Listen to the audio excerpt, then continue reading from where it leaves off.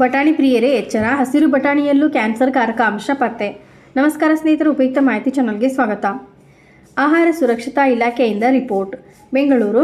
ಇಡ್ಲಿ ತಯಾರಿಕೆಗೆ ಬಳಸೋ ಪ್ಲಾಸ್ಟಿಕ್ನಿಂದ ಕ್ಯಾನ್ಸರ್ ಕಾರಕ ಅಂಶ ಪತ್ತೆಯಾದ ಬೆನ್ನಲ್ಲೇ ಈಗ ಹಸಿರು ಬಟಾಣಿ ಬಗ್ಗೆ ವರದಿ ಬಂದಿದೆ. ಹಸಿರು ಬಟಾಣಿಯಲ್ಲೂ ಕ್ಯಾನ್ಸರ್ ಕಾರಕ ಪತ್ತೆಯಾಗಿರೋ ಬಗ್ಗೆ ಆಹಾರ ಸುರಕ್ಷತಾ ಇಲಾಖೆ ವರದಿ ನೀಡಿದೆ.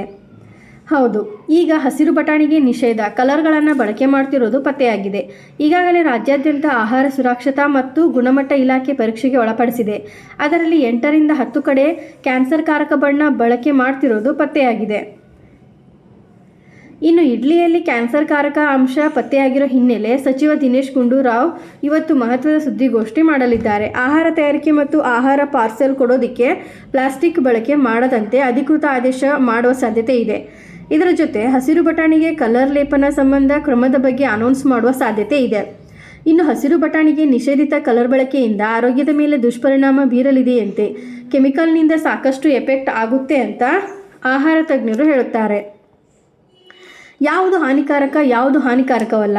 ಹಸಿ ಬಟಾಣಿ ಸಿಪ್ಪೆ ಬಿಡಿಸಿ ಬಳಸಿದರೆ ಹಾನಿಕಾರಕ ಅಲ್ಲ. ಶೇಖರಿಸಿ ಇಟ್ಟ ಹಸಿರು ಬಟಾಣಿ ಬಳಸಬಾರದು. ಬಣ್ಣ ಬಳಸಿದ ಹಸಿರು ಬಟಾಣಿ ಬಳಸಬಾರದು. ಗ್ರಾಹಕರನ್ನು ಆಕರ್ಷಿಸಲು ಫುಡ್ ಕಲರ್ ಬಳಕೆ. ಶೇಖರಿಸಿ ಮಾರುವ ಬಟಾಣಿಗೆ ಫುಡ್ ಕಲರ್ ಬಳಕೆ. ಫುಡ್ ಕಲರ್ ದೇಹಕ್ಕೆ ಹೆಚ್ಚು ಪ್ರಮಾಣ ಸೇರಿದರೆ ಹಾನಿಕಾರಕ. ಕಿಡ್ನಿ ಮೇಲೆ ಅಡ್ಡ ಪರಿಣಾಮ ಬೀರುವ ಸಾಧ್ಯತೆ.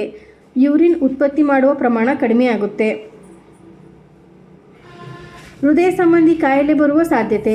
ಫುಡ್ ಕಲರ್ನಿಂದ ಕ್ಯಾನ್ಸರ್ ಬರುವ ಸಂಭವ ಇದೆ ಎಂದು ಆಹಾರ ಇಲಾಖೆ ತಜ್ಞರು ಹೇಳಿದ್ದಾರೆ. ಆರೋಗ್ಯದ ಮೇಲೆ ಪರಿಣಾಮವೇನು? ಹಸಿರು ಬಟಾಣಿಗೆ ನಿಷೇಧಿತ ಬಣ್ಣ ಬಳಕೆ ಮಾಡೋದ್ರಿಂದ ಆರೋಗ್ಯದ ಮೇಲೂ ಪರಿಣಾಮ ಬೀರುತ್ತದೆ. ರಿಟೆಕ್ಷನ್ ಆಫ್ ಟಾಕ್ಸಿನ್ ಪ್ರಮಾಣ ಏರಿಕೆಯಾಗುತ್ತದೆ. ಇದರಿಂದ ಕಿಡ್ನಿ ಸಮಸ್ಯೆ, ಮೂತ್ರ ಉತ್ಪತ್ತಿ ಕಡಿಮೆಯಾಗುತ್ತದೆ.